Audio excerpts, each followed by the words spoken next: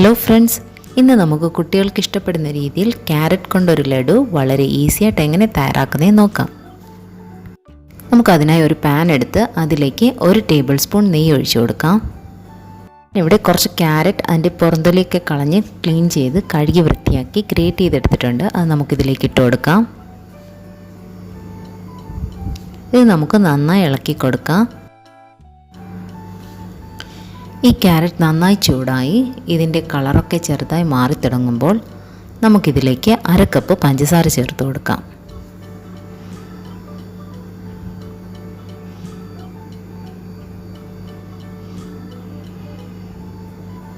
ഈ പഞ്ചസാര നന്നായി മെൽറ്റായി വരും. മെൽറ്റായി ഈ പഞ്ചസാര ഫുള്ളും ക്യാരറ്റിൽ പിടിക്കുന്നത് വരെ നമുക്ക് നന്നായി ഇളക്കി കൊടുക്കാം.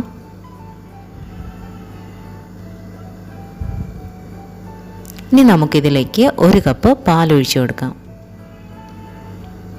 ഈ പാലിൽ കിടന്ന് ക്യാരറ്റ് നന്നായി കുക്കാകണം. ഈ പാലൊക്കെ നന്നായി കുറുകി വരുന്നത് വരെ നമുക്ക് ഇത് ഒരു മീഡിയം ഫ്ലെയിമിൽ വെച്ച് നമുക്കിത് നന്നായി വേവിച്ചെടുക്കാം. ഏകദേശം പാലൊക്കെ നന്നായി കുറുകി വന്നിട്ടുണ്ട്. നമുക്കിതിലേക്ക് 1 കപ്പ് തേങ്ങ ചേർത്ത് കൊടുക്കാം. ഇത് നമുക്ക് നന്നായി ഇളക്കി യോജിപ്പിക്കാം. ഇതിൽ ബാക്കിയുള്ള വെള്ളമൊക്കെ നല്ല കുറുകി വരുന്നത് വരെ നമുക്കിത് നന്നായി ഇളക്കി യോജിപ്പിക്കാം.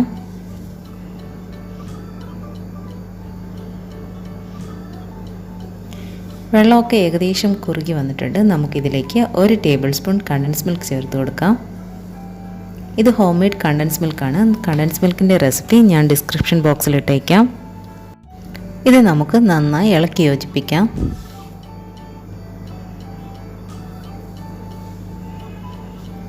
ഇനി ഇതിലേക്ക് നമുക്ക് 1/2 ടീസ്പൂൺ ഏലക്ക പൊടിച്ചത് ചേർത്ത് കൊടുക്കാം.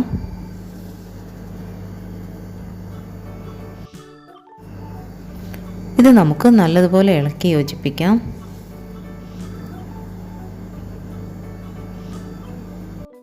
നമുക്കിനി ഇതിലേക്ക് കുറച്ച് കാഷ്യൂനട്ട് ചെറുതായി ക്രഷ് ചെയ്തെടുത്തത് ഇട്ട് കൊടുക്കാം.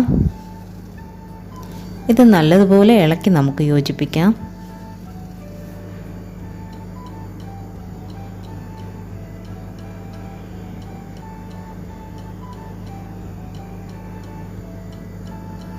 ഒരു ടേബിൾ സ്പൂൺ നെയ്യ് കൂടെ നമുക്കിതിൻ്റെ മുകളിലായി ഒഴിച്ചു കൊടുക്കാം.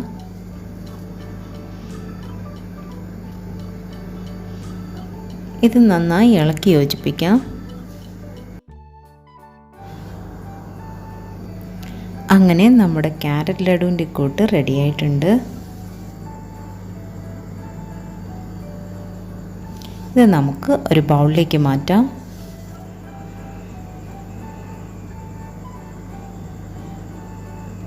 ഇത് ചെറുതായി ഒന്ന് തണുക്കുമ്പോൾ നമുക്കിത് ചെറിയ ബോൾസുകളായി ഉരുട്ടിയെടുക്കാം.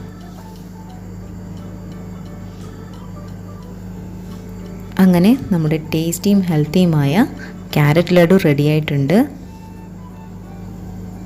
തീർച്ചയായും എല്ലാവരും ട്രൈ ചെയ്ത് നോക്കുക. എല്ലാവർക്കും ഇഷ്ടപ്പെടും.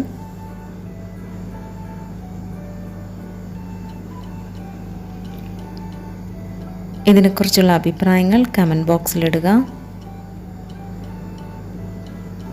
ആദ്യമായിട്ടാണ് എൻ്റെ ചാനൽ കാണുന്നതെങ്കിൽ പ്ലീസ് ഒന്ന് സബ്സ്ക്രൈബ് ചെയ്യുക. Thank you.